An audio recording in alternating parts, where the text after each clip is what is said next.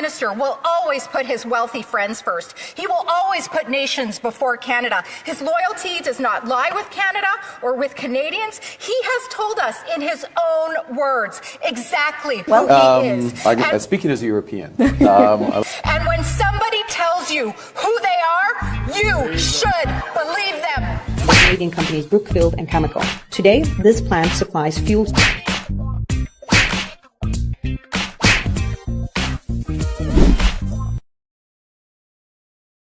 Welcome back to another episode of Stand on Guard. I'm your host, David Creighton. Nice to be back. What a weekend we had, and in a few moments we're going to be talking about that with Katie Pasitney, who of course was the reason, the inspiration for these rallies, these marches, 26 cities across Canada. When we come back, Katie will join us, and we've got so much to talk about this morning. And by the way, that MP at the very beginning, that was Stephanie Kuzy. She's a Conservative MP, and I think she described Mark Carney in very accurate terms. So we'll be right back in mere moments. The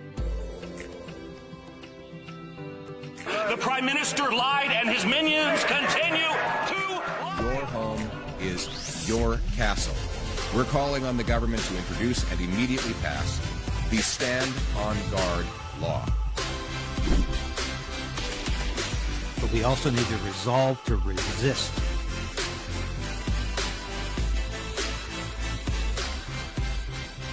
Okay. We'll do it live. Okay. No. We'll do it live. I'll write it and we'll do it live. Thanks for joining us today. I'm David Creighton. This is another episode of Stand on Guard. And without further ado, I want to welcome back to the show Katie Pasitney, who has been, did I say Pasitney again? Pasitney, excuse me, Katie. I mispronounced your name the first time you were on the show, and I'm still struggling to get that. I'm fine. Pasitney. Yeah. Pasitney, yeah.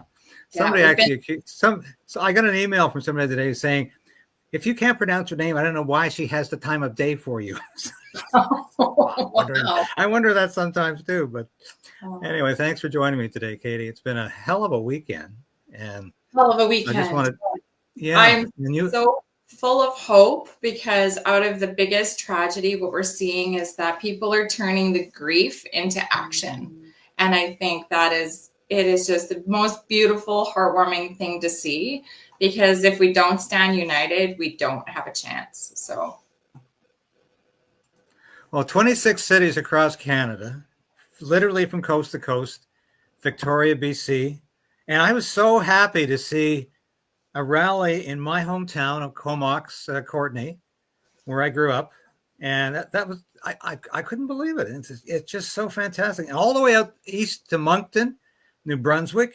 So coast to coast. And you had numerous rallies in Toronto. Rebel News covered those quite effectively. I covered the one in Ottawa here, where we had a lot of enthusiasm. It was really, really quite incredible. So what I took away from this, Katie, was that people were saying we're outraged over what the CFI did at the farm. We're furious, we're angry, but we're inspired at the same time by your courage and determination, the fact you're fighting back, and we'll get into details about that in a minute. But they're inspired by the fact that you haven't just let them defeat you. You're fighting back, and you're proclaiming ultimate victory in this. So people were not just angry.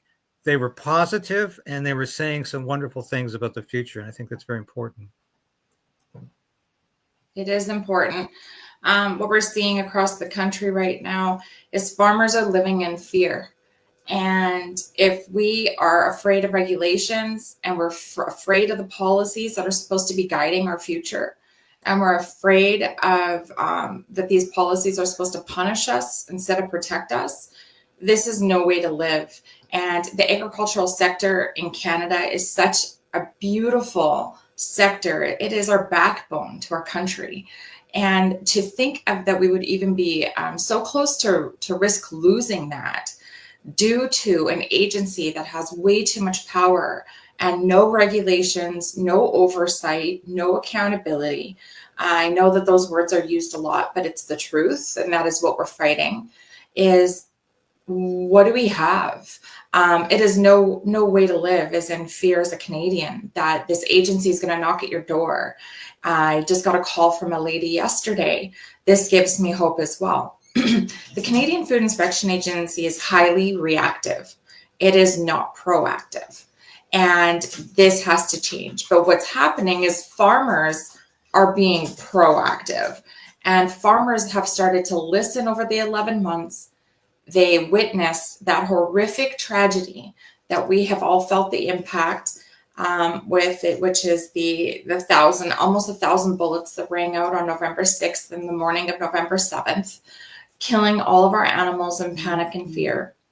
They have listened to the policy. They've listened to how this has happened on our farm, us educating them about the failure and the broken systemic failure within the agency of Canadian Food Inspection Agency. And this lady, they phoned her and said that they have to test some of her chickens because there was a positive test of avian influenza. And as per their policy, they have to test everything within a 10-kilometer radius. And she said, no, you don't. You didn't test the ostriches. And they were like, yes, we did. And they went back and forth a little bit. But she said, no, you didn't. You didn't test one of those ostriches that you guys gunned down in the middle of the night. And then that went on to, she said, did you test every animal in a 10-kilometer radius of the ostrich farm? No, you didn't. And so people are starting to just stand up to this agency because they are not allowed. We have to hold them accountable, that they cannot just move the goalpost, make their own laws. It's not a one-size-fits-all solution, and that we are demanding change because no farmer and no Canadian should live in fear of this agency. And of course, so many farmers are living in fear of this agency. And yeah, so I think any pushback is going to be extremely positive. And so I was fascinated by how I heard a lot of people tell me on Saturday that the CFI doesn't realize the situation they're really in right now. They don't realize the undercurrents of opposition that exist, not just in the hinterland, not just in farms across the country, but they really got a lot of people mad, even within the establishment. It's like they embarrass the establishment. And that sometimes, having lived far too long in Ottawa and being part of this national press corps, I can tell you that sometimes that's the only thing that will stop an out of control government agency is just embarrassing the hell out of it. And so it no longer has credibility. Yeah. And I spoke to one individual on Saturday who said that there were meetings going on yesterday in Sunday with some key players, not just within the government, but the official opposition. And that the CFIA is under a microscope right now, under intense scrutiny because of their arrogance and the fact that they won't provide answers. I have asked them 3 times now, and I think I sent you at least one or two of the questions that I sent them via email about where did you supposedly deep bury these ostriches? Can you tell us a location? I don't need the exact coordinates. Can you give me a name? And of course, they keep sending me their last backgrounder and their last news release. This is the kind of seething arrogance you get from this organization. Yeah. They think they can get away with this. I think their days are numbered if they think they can get away with this. But like a lot of government bureaucracies, they're not just out of control. They're deluded. They really do think that this is normal behavior. We don't have to give you answers. Yes, we're publicly funded. We're a taxpayer subsidized, taxpayer totally paid for by the taxpayer, but we don't have to be accountable to taxpayers. Yeah, we talk about on our website about making food safe, making farmers safe, and about the health of Canadians, but we don't have to be accountable to Canadians or farmers or anybody else. We just keep doing what we're doing. Yeah. And I can tell you, I heard some very interesting conversations. Well, largely with me. I wasn't listening in. I heard some very interesting anecdotes and promises and information on Saturday from people who really do know what they're talking about. So I don't think there's a better time for you to be getting into this as a voice for farmers, which of course the association you're in the middle of building, of starting, because this is the optimum time to be a voice for farmers, because farmers don't really have a voice. And I'll let you elaborate on that right now. Yeah, I just think, you know what, that farmers do have a voice. So many of them do, but they just needed to be reminded that they do. That they are the strength. They are the backbone to our country, to our nutritional food supply. Their hardworking, dedicated nature of loving their animals. It doesn't matter if they're meant for food or if they've been put into research for innovation, new ways that could have helped humanity with therapeutics, natural science. It doesn't matter. Farmers love their animals. It doesn't, and that is, I guess, we just needed to be reminded that there are animals. It's our land.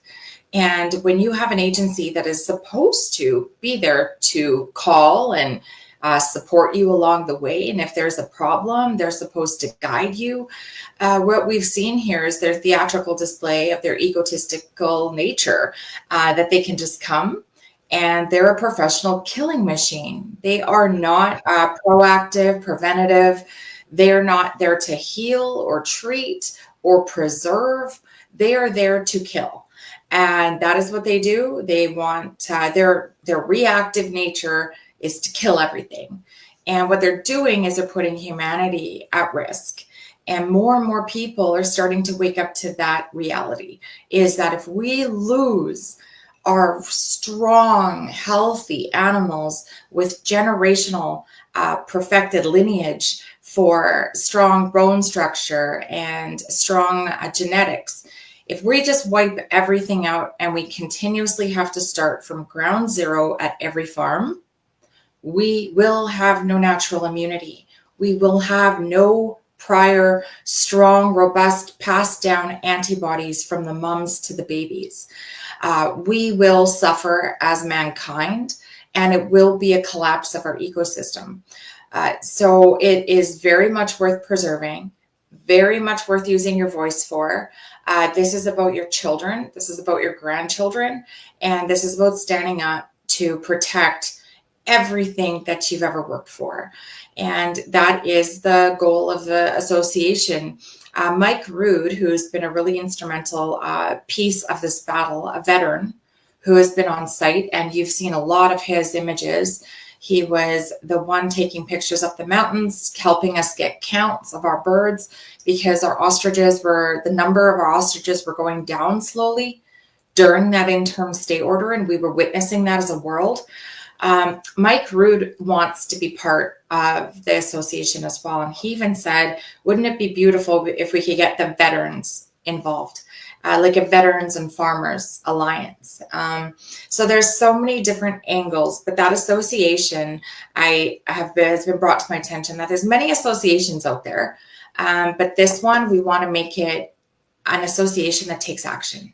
And what that will be, it'll be a place for farmers to all come together and talk about the problems that are up and coming or today. And how do we solve those problems? How do we support each other? And how do we help finance that support? So nobody is left alone.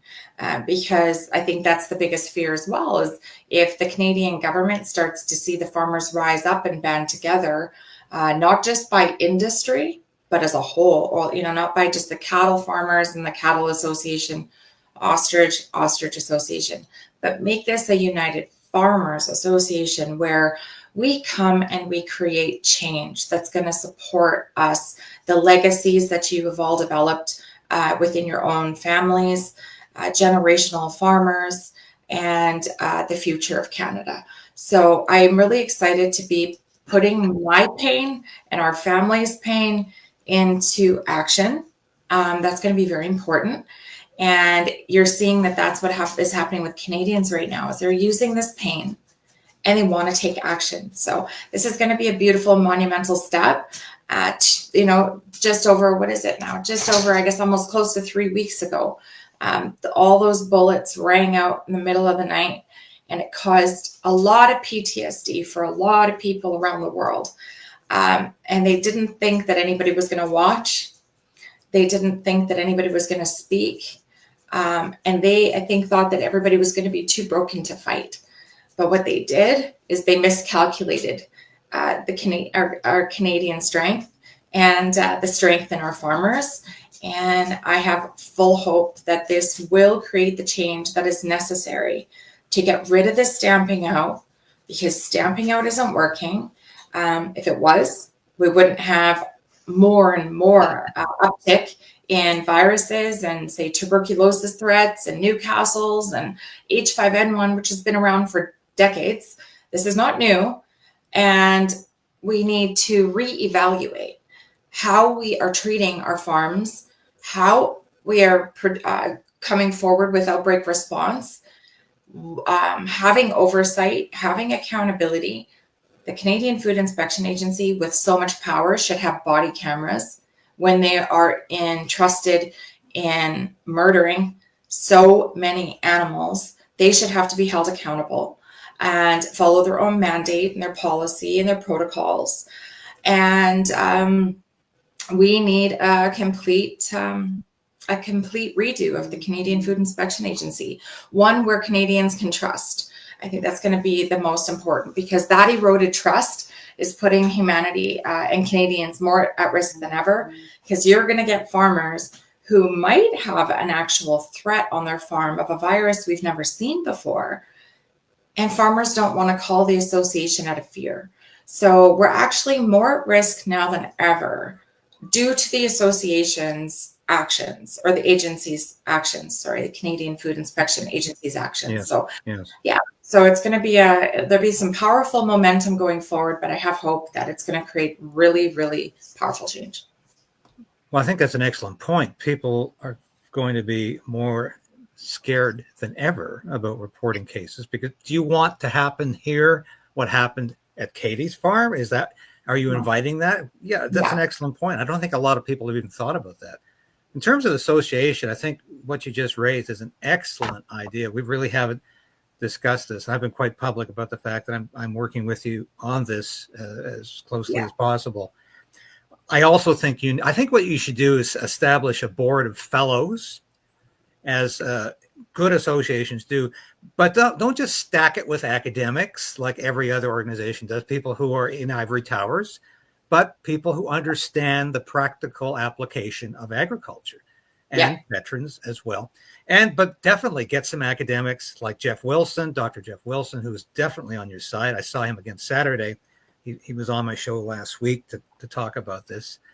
But there's a lot of academics who, of course, are on your side. I had a number of them on this program throughout this whole crisis. So it's exciting how you can build this organization. I used to joke about the ag racket when I worked on Parliament Hill, because there are literally 5 or 6 different national agricultural groups that are supposedly working for farmers, but they do a better job working for themselves. And I'm not putting words in anybody's mouth. I'm saying that today from my experience. They're very good at raising money and having huge salaries. And farmers in the process get lost and mislaid and ignored. So I think what you're doing is incredible, because it's probably the first time in a long time that an agricultural association has actually been built that's going to help farmers instead of helping each other. Yeah. And that's been the case so many times. Well, we had nowhere to go. I mean, when this happened to us, and it was our first experience hearing about Canadian Food Inspection Agency. And I mean, you could imagine how shocked we were when we said, why is Canadian Food Inspection Agency at our house? Or why are they calling? Because A, we're not for food. B, we're not poultry. So we were very concerned about that as well. But again, it was through the 11 months, it's been brought to our light that he who controls the food controls the people. And that's the Canadian Food Inspection Agency. They ultimately have that power right now. And that's their foundation of power. And that is very alarming. So bringing that awareness and educating people about who the Canadian Food Inspection Agency is, what are their powers and how do they ultimately get away with not following any of their own code of conduct, their policies, or they don't have to follow their own rules. And so the government, we have to be reminded too, the government is nothing without the people. And that's you, and that's me. And that is all the farmers out there. So I think we just have to remind the government, remind each other that the government has no strength without its labor. It has no authority without our consent. It has no, it doesn't have that backbone if it doesn't have us fighting for our country. So, it's going to be a big step forward. But we do have intake forms as well that we are taking on. There's a link on my Facebook page, Katie Pasitney. There is one, I believe, going up on saveourostriches.com, which will be turning into justiceforourOstriches.com. And there is an intake form on there. Just how did that November 6th and 7th ordeal affect you? Because we have to speak up. We have to let the government know what happened that night and the long-lasting effects of the theatrical display of punishment that the Canadian Food Inspection Agency brought to our farm that cost our taxpayer dollars millions of dollars. There's even speculation. There's been some sort of chatter online that they're going to send us a bill for that. I don't know how much worse it can get after already fighting. They want to criminally charge my mom and I. They've left our farm a complete mess. They broke open all of those huge bales that were used for that massacre. They exploded them all over our hayfield. And now we have hundreds and hundreds of mallard ducks nesting in that hay that they left because it's so diseased or virused and full of virus and disease. So again, we just have to be reminded that this cannot happen again. We need to stand together. This is an agency that is just way too powerful. It has way too big of an ego, and they do their own internal investigations, you guys.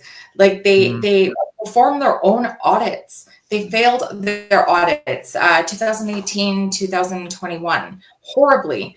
And they're the only ones who have to make their own changes. Nobody oversees the failure of their wrongdoings. So their complaint center was shut down. How can you be an agency that has wields so much power, and then you shut down your complaint center? It's scary. And this is the time we got to rise up and use our voices. But now more than ever, the world is watching. And right now, Canada has the support of the world. The world doesn't want to ever see this happen again. And they're all paying attention to how could this affect them as well. So this is the perfect time. And through some of the deepest pain, I have to believe that God wrote the story. I was saying always, God knew the ending already. We just have to have faith. And even though it worked out in a way that none of us could have ever imagined, God does have a plan. He has a plan. And I believe that every day. My mom and I have to rely heavily on faith right now. Well, I'm sure you do. You anticipated a question I had for you about the ground zero. I don't know what else to call it because it looks like a nuclear bomb exploded in your backyard. That's the only way I can describe. Having seen actual battlefields, real battlefields, not 100 years later, but having been in Bosnia and seeing what war looks like, your backyard looks like there was a war there. And of course, you've got a huge mess. You're still under quarantine, and which I find incredible. They're still playing this game, even though the cops were walking around without gloves, were literally putting their hands in the hay, using pitchforks with bare hands, no PPE, nothing at all. And they were joking about bystanders saying, "Hey, maybe you guys should have a hazmat suit." And of course, it's just the height of cynicism. Let us back on our land. We're keeping this up. And do you anticipate knowing at least when they're going to take the farm off quarantine? No. No idea. We have submitted our request. We want that land back. We want it released from quarantine. It has been made very clear to the world, stop lying. It was not about virus. This was a theatrical display of punishment. You do not do what you did, Canadian Food Inspection Agency, on our property and call it a viral threat. The world watched what you just said, David. No PPE. There's wearing PPE with a person from the outside wearing no PPE right beside them in the pens. We have all of this videoed. We have all of the footage. We have them camped right over the hottest zone with their motorhomes. We had Super Save driving in and out of there, not disinfecting their vehicles once. Hundreds of people witnessed it, chaining up their tires, because it was so muddy in their fields that they tore up. So touching their tires with their hands, no PPE, getting back in their trucks, hauling away our supposedly most virused ostriches. Do you think that there was proper certification under the Super Save company that they are certified to haul biohazardous waste? No. So give up the theatrical display of punishment already. You got it. You did it. You punished us. You killed everything we loved. Give us back our land. Let us heal. Let us heal. You want to do one right thing, Canadian Food Inspection Agency. Give us back our land. Let us heal. Let us heal. Yeah. Unfortunately, that's never been part of their objective. It's been punishment and never healing. But what could you possibly do with all of that refuse, all of that hay? I mean, conceivably, all I can think of is burning it, because no landfill is going to accept it. You certainly can't sell it. They took so much hay from the local community. I remember at the time local farmers were complaining they couldn't get hay themselves. They took so much hay, and they totally used it for nefarious purposes. And now, of course, it's been deemed toxic.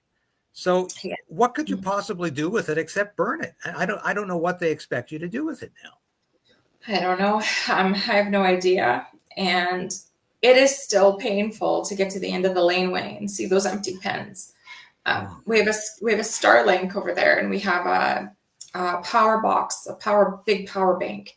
We have an RV that we would like to pull out, because we do have supporters that are still at the farm, and they're helping winterize, and they're helping us just pick up the pieces of our shattered life. And so there's things we would like out of our property, and they are putting up a resistance the whole way.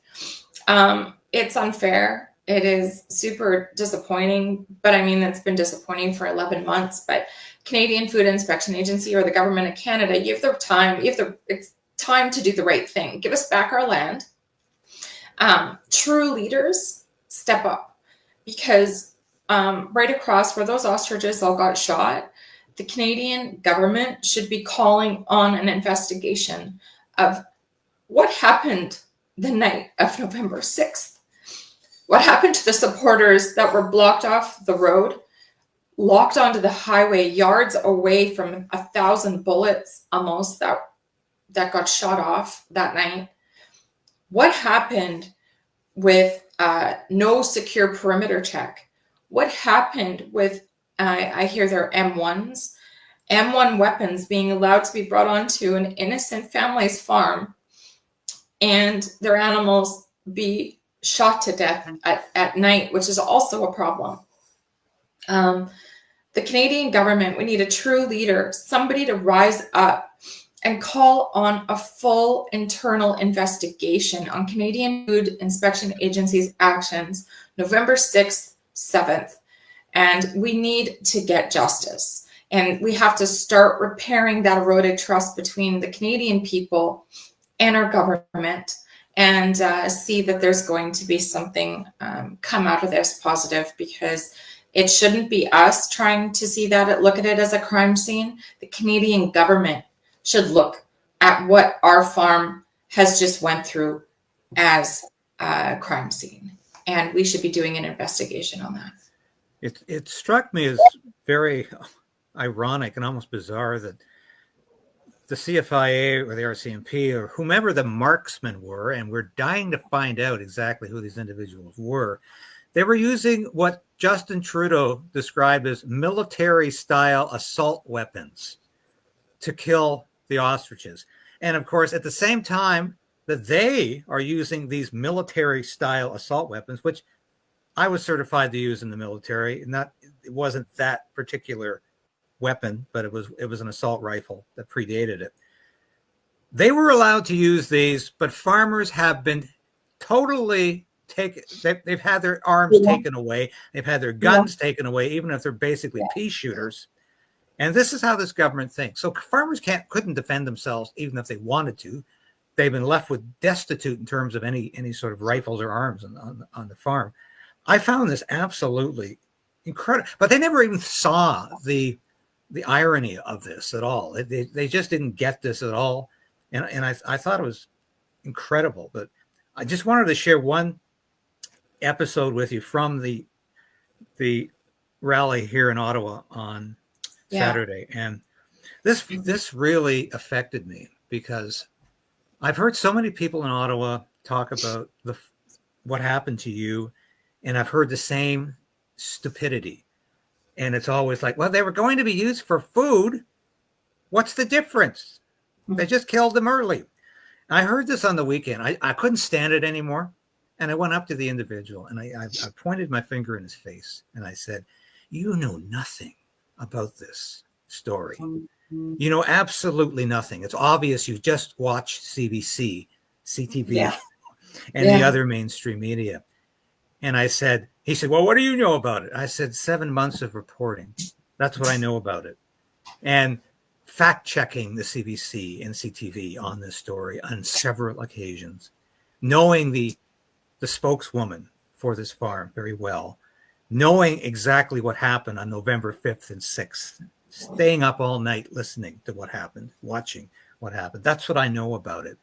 And I said, you know nothing, because all you listen to is media that confirms what you already believed. And that's exactly what happened during the Freedom Convoy. There were these bureaucrats, largely a lot, and most of them who showed up at the courtroom when Tamara Leach and Chris Barber were in trial. They were very wealthy, white liberals who hated these truckers being in town and just couldn't stand this riffraff infecting and polluting their pristine environment. And it's the same phenomena with what happened at your farm, Katie. It's like people don't understand farming. They don't understand agriculture. They really think the grocery store somehow magically gets all this food in. It hasn't that be grown. It's magic. And what do farmers want after, and I just, I came close to really losing it until somebody said, David, calm down. And then he says to me afterwards, he says, you know what? You should have a guy like that on your show. And I said, why? And he said, because we're all living in silos right now. And he said, he has no idea what the truth is, what the reality is. And we have no idea that there are people really that misinformed out there who haven't got a clue in hell. Yeah, there is. I mean, for anybody to think that the ostriches should have died with almost 1,000 bullets and by these professional marksmen, you need to go educate yourself, because those ostriches died in panic and fear and torment, and they were tripping over one another. And the minute that first gunshot would have went off, they would have been running for their life in a hay bale square, hitting the sides. There would have been no way, at the speed and how afraid those animals were, to get a professional mark on those animals. So our ostriches would have been littered full of bullets because their bodies were so big that that's not how you kill them. You would have to shoot at the head. And you know how small their heads are. And we taught them to trust humans. And humans were the very people that took their lives. So just remember, it doesn't matter farmers are raising cattle or pigs, if you're a good farmer, you love your animals. You love your animals and you do care about them. And you're lucky that if you are a meat eater and you do eat meat, that is the meat that you're getting. It was loved meat. It was loved animal. It was cared for properly, humanely, everything that Canadian Food Inspection Agency can't do. Farmers do. We are humane. We love our animals. And on our farm, particularly, they were being used for antibody resilience and research out of their ostrich eggs. So in the past 5 years, we ended up being in a position that was the best position any farmer could ever want, and that's keep all of your animals. And we thought that we were on the trajectory to actually mitigating the risk of avian influenza, mitigating viral threats for the future, and all with sustainable, natural IgYs out of an ostrich egg, the antibodies, and have a different option compared to vaccinations and the dirty cocktails that they keep pumping out there. And we're seeing so much vaccine illness and vaccine death. And this was a beautiful solution to that. And they took that opportunity. So we do know that this has a layer of big pharma all over it as well. So, Oh yeah. And the CFIA spun a lot of rubbish throughout this whole occupation. That there was no legitimate research going on here at Universal Ostrich Farms. There was nothing of importance going on here. Don't look too closely. Do you think they stole it? Do you think the CFI stole it, the research? In my opinion, yeah. In my opinion, you watch. Everybody better red flag if you start to see strong antibody therapeutics, or that they're using. There's new innovative technology that all of a sudden comes out, which we already know is happening, and they don't want to agree. They don't want to admit it.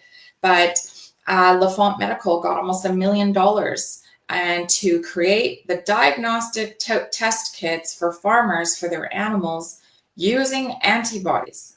And so they had all the offer and our opportunity in the world to help collaborate with us for free. We wanted to work with them. We were giving them the science. We were giving them hope. We were giving them our solutions and our data and for free. So they're already doing that with LaFont Medical.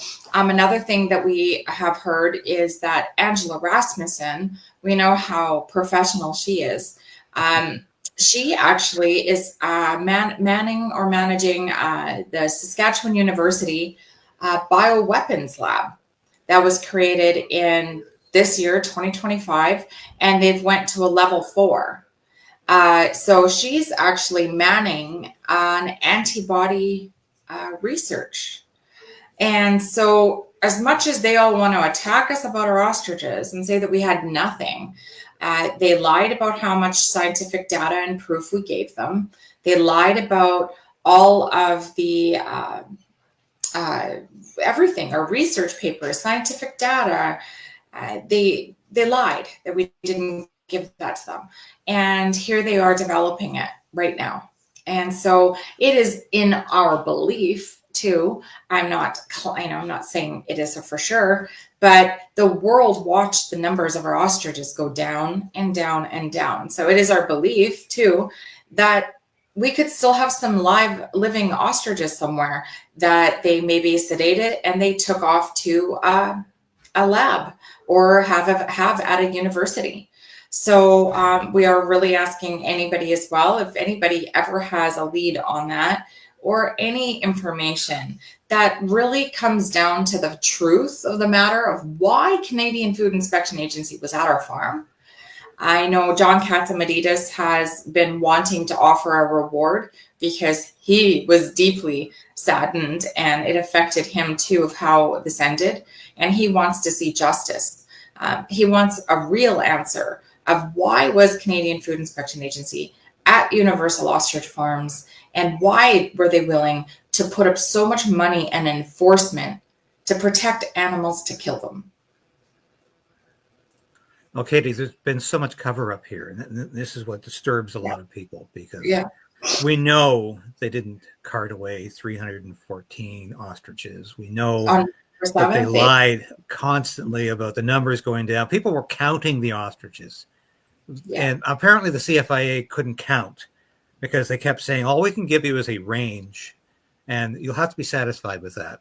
But they couldn't actually go out. It was too hard for them. But it didn't stop observers at the farm from going up the hill, getting pictures and counting. And the numbers were going down every week, as I reported every day during this occupation. And what they're up to, we know there was some activities going on that were pretty bad. So, and it's not just that. Yeah, I believe they have taken the evidence. I believe that. I think this was all part of this operation. And I think that's why ostriches are disappearing. Blood or whatever, what it was, they were taking it. And it is our belief that the Supreme Court did not give us a stay. The Supreme Court of Canada gave Canadian Food Inspection Agency a stay. As much as we all cheered, and we got some extra days, I guess, to be around them, but the Supreme Court of Canada gave the Canadian Food Inspection Agency a stay. And what that did was gave them enough time to get what they wanted for scientific proof or data or blood or samples, to get prepared to kill. And then they made their decision that it was a no. So it was, again, a theatrical display, in our opinion, of hope. And that breaks our hearts, but the world, it's hard not to see it that way. And during that time, I mean, we have so much video footage that the Canadian Food Inspection Agency was working between 2:30 and 4:30 in the morning at the back by their motorhomes.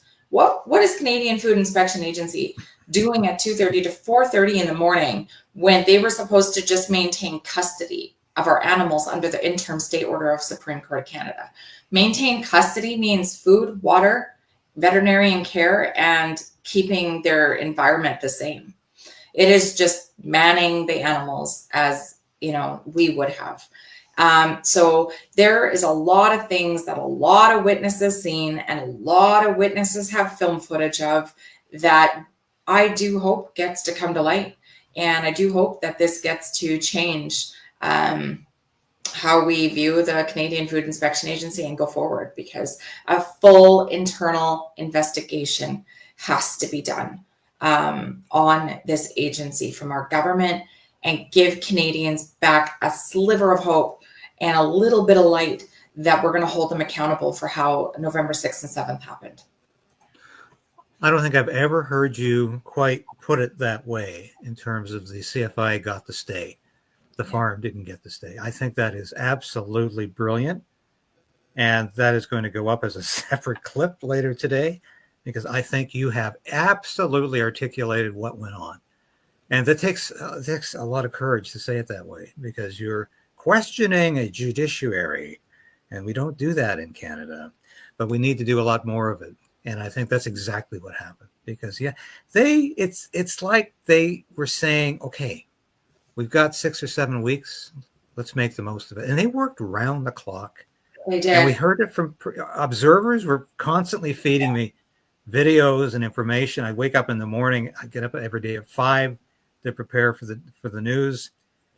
And I look at my email from the night before, and people were giving me videos. They were telling me what they saw the night before, that the CFIA were up to absolutely no good. Birds were disappearing. What the hell was going on?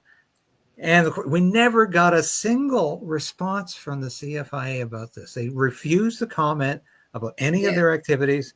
They're pretending they deep buried them all. They violated laws, regulations, and rules in the process. Nobody's talking about charging them. They're still talking about charging you. Find a crime. Find a crime in the next year. We'll find out. But to me, I think you absolutely are spot on here by saying this was all about giving the CFIA the opportunity and the means to do what they wanted to do. It did, unfortunately. And I'm not the only one who sees it that way. And that is sad. When we do feel like we have to question our Supreme Court and the way that this rolled out, it was a theatrical display of, again, fake hope. And how painful is that?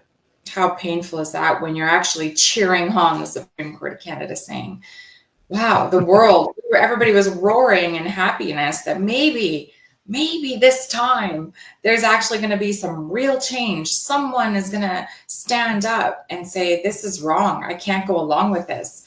And it was completely the opposite. So, but again, we have to just take everything that has just happened in the last 11 months and we have to turn it into the most amazing strength that will have the opportunity to change Canada and the future for our children and our grandchildren. And we need to rise up Canada, rise up in strength, rise up with your voices, rise up in peace and non-violence, non-harassment, and be the change that our children need. Be the change that Canada so desperately deserves. And don't be afraid. Just come united. Together we're stronger. Another thing I always say, and that has a ripple effect because when we're not alone, we have a lot more courage. Yes, and before I forget, I always forget to do this. These are the stickers that we have been selling for the last couple of weeks, and they have been really, really doing well. All proceeds, not just profits, are going to you and the farm. And they are continuing to be on sale, and people are reacting. These are the 3 colors available in the hoodie. And love them. And if you I'll send this to you again later so you can repost this because these hoodies are really popular. And when you guys are ready to sell them on your own, you can do it. In the meantime, once again, all proceeds are going to you and the farm that we're selling online here. And people just love these stickers because, and I had people, unfortunately, I don't have a warehouse in my backyard of this stuff because Shopify, it goes directly from the distributor to the person buying it. So I'm not even a middleman in the process. So people said, "Can you bring dozens of those stickers?" And I said, "Unfortunately, I haven't got dozens in my backyard, and I can't do that. But keep ordering them." And this sort of segues into, I think, what is probably the last subject that we're dealing with today, and that's fundraising. Mm-hmm. Fundraising. A lot of people don't want to talk about fundraising because it's hard to ask, and you told me that offline that you don't like to ask for money. I don't know anybody who does. No, and it's a difficult process, which is why I'm volunteering to do it for you. I will ask the question. I will make the case for you, so you don't have to do that. And I appreciate it. We're not. That is the one thing a lot of people have been able to say is, you never ask for money, and we don't. We ask for prayer because I believe with God, when you pray and you have God on your side, everything else falls into place. But the truth of the matter of fact is it costs money to live. And my parents, my dad is a paraplegic and my mom has just been stripped of her identity. And there's going to be a rebuilding aspect to our family. There's going to be a rebuilding aspect to the cleanup of everything that the Canadian Food Inspection Agency has left us with. And on a sad note, but there is, even on that land, what this whole 11 months has done to us is there is one of the gentlemen on the mortgage on the Ostrich land that wants out. So he's going to foreclose on his portion. It all came at once. It's been since like November 6th. It's been a snowball. And again, God has a plan. And we just have to believe and have faith in the outcome. But asking for money is not who our family is, as much as there's misinformation and haters out there. We're a very humble family, and we would give anybody the shirt off our back before we would, or eat before we would eat. And so this is very hard. It's a hard time to know that we're in this position that my mom just lost her identity. And so we have to figure out how we rebuild that. You referred to the morons on the internet, and there's not very many, but there are people out there, and I think they've been paid bots by the government of Canada in many cases. I can't conclusively prove that yet, but I believe they've been paid by the CFIA to sow discord and say absolutely stupid things. There are people out there who believe you're multimillionaires, that you've made millions of dollars off of this, and this has all been a ruse. And I'm thinking, do you have a thought in your head? Are the synapses working in your brain? That's all I can say to nonsense like that. It cost over $300 a day to feed those ostriches. Just to put it into perspective, and not a lot of people, I think, understand what it cost of a farm, but there was about $1 a day per ostrich. And so there was, so you have to think about how much money that is, and hay, and then and everything, just survival. So just to put it into perspective, farmers, it's not an easy job. It's not an easy job. And it's not a get quick rich thing. It's a long time dedicated because you love what you do. Well, Katie, you have been a pillar of strength for so many people, and your family, those ostriches. I think sometimes they knew it when I watched those happy ostriches. And I don't, I'm almost on the verge of tears myself, but you've been a pillar of strength for so long, for so many people. I think it's time for you. You have to lean on others. And there are a lot of people out there, including myself, who care about you and about that farm. Thank you. So lean on me and lean on others who want to help right now, because you have done all you could. And in terms of the fundraising needs, and I'm going to get on this right away, I want to explain to people that to save our ostriches, I've been putting that out 3 or 4 times a day on my X. That's going to be changing soon to Justice for Ostriches as the primary fundraising site. So if you see a name change there, that's why, because obviously it's a transition. We have to move forward.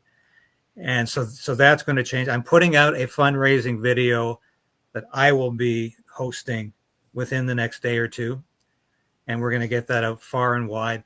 What do you need money for? People are saying, well, you need money because the Supreme Court ordered you to pick up the legal tab for the Canadian Food Inspection Agency. You have been ordered to pay the legal expenses. God knows what that tab comes to. It's going to be a lot more than a bar tab. It's going to be horrendous. You might be on the hook, and I'm not getting answers. I've asked the CFIA about this repeatedly.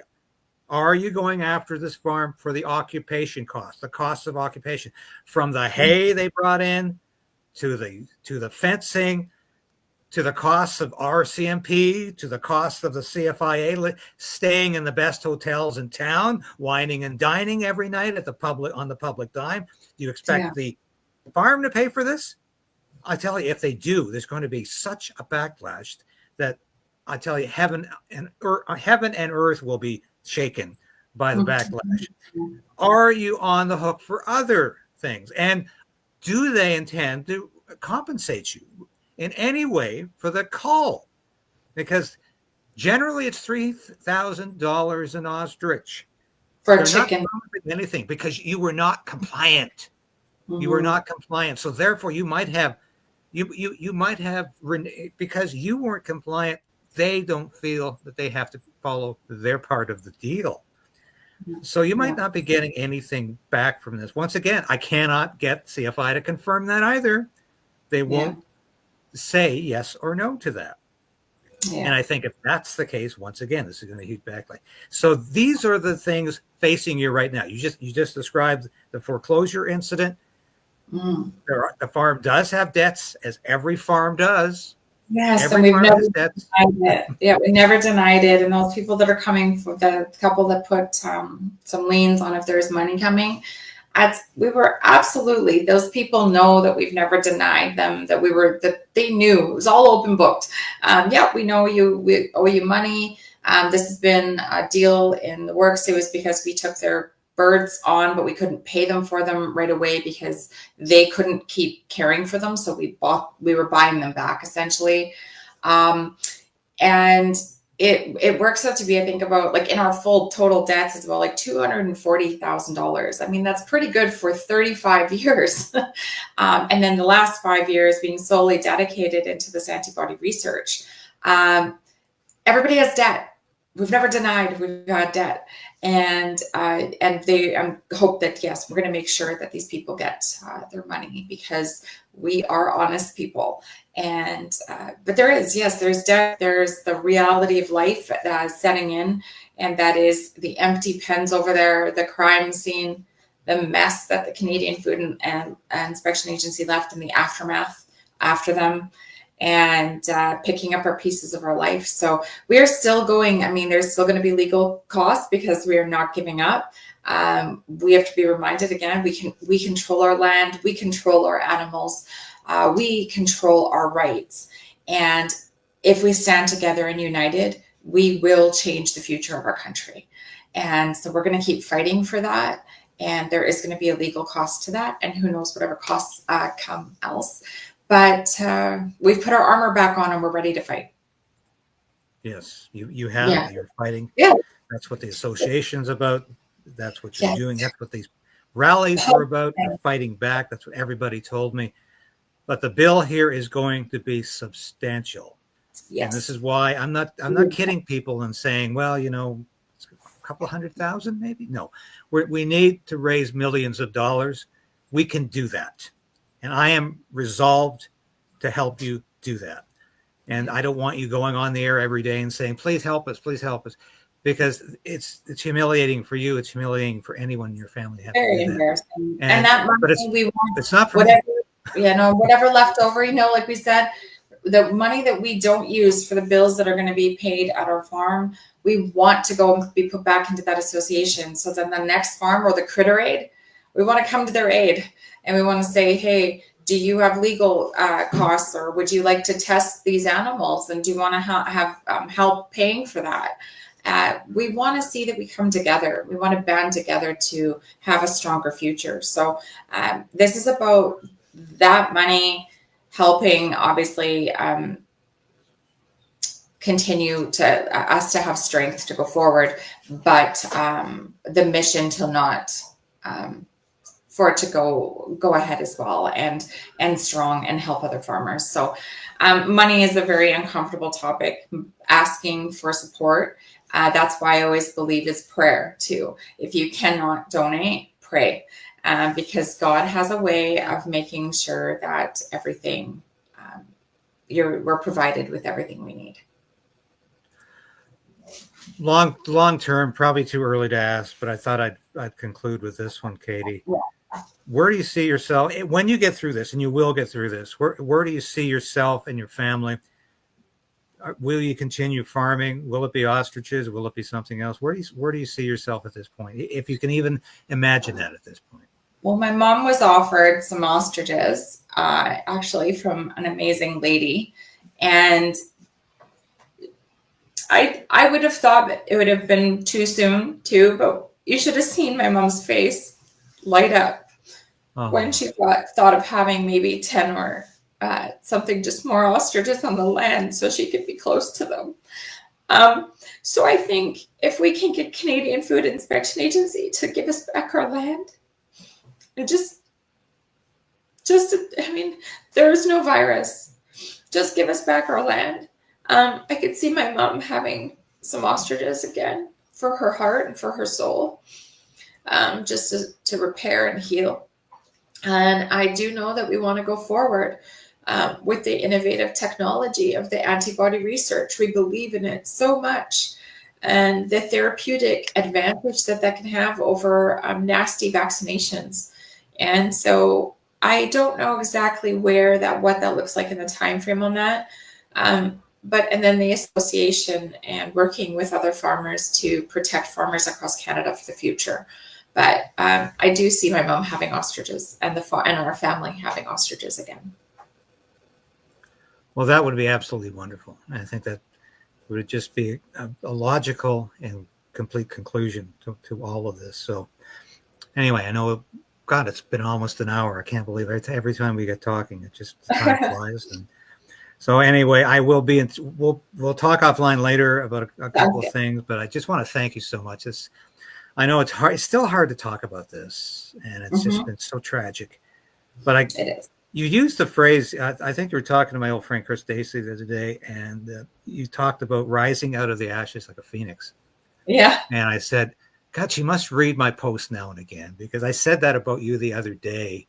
Oh, did you? I put an X. I said, Katie is rising out of the ashes of defeat like a phoenix towards victory. Yeah. And I said, my God, we can be so simpatico at times. And I just find that I thought that was so neat. Anyway, that you said that. It's always laugh with you too, David. Thanks.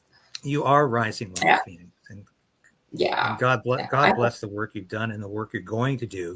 I'm so excited about A Voice for Farmers. And I'm excited that I'm part of it. I'm excited that you're putting the armor back on and you're fighting back. And so many Canadians, and I met so many people on Saturday who are on your side and love the work you're doing and can't wait to see you face this next challenge and win. So, well, we're in it together. And so we're in it together, and we just have to remind each other that the government is nothing without the people. So remember that. And we have to stay positive and strong, and we got to stay confident in our country and confident that we can do this, create the changes that we deserve together. So it just elates me, makes my heart so full when I saw everybody at McCurdy in Kelowna. It was the most magical moment. Every hug was so pure and so full of love that I just walked away and I phoned my mom and I said, it just feels so good that everybody is waking up.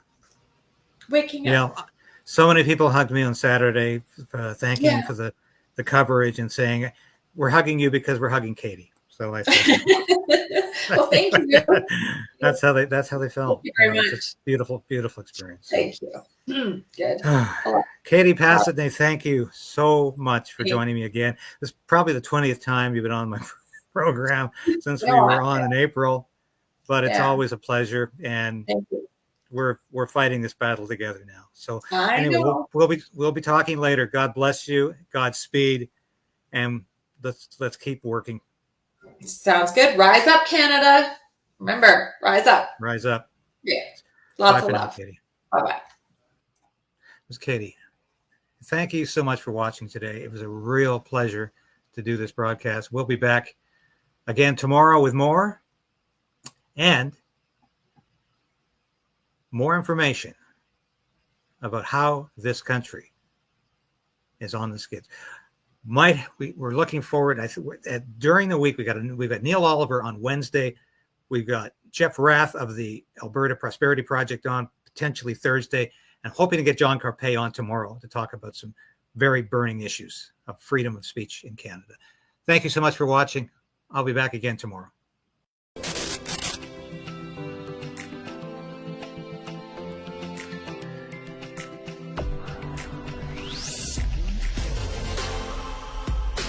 Thank you for sharing this station with your friends and family. Thank you for hitting that like button, because I tell you, we are fighting back in a way I've never had to before, because I'm going to keep this station on the air. I'm going to keep fighting for freedom. I'm going to keep fighting for justice and truth. And I am damn determined to resist this Carney government in any way possible as it encroaches upon our individual freedom. And it will continue to do that, mark my words. I'll be back again tomorrow. Same time, same place. 10 a.m. This has been David Creighton, broadcasting live from our nation's capital in Ottawa. Thank you for watching. We'll see you again tomorrow.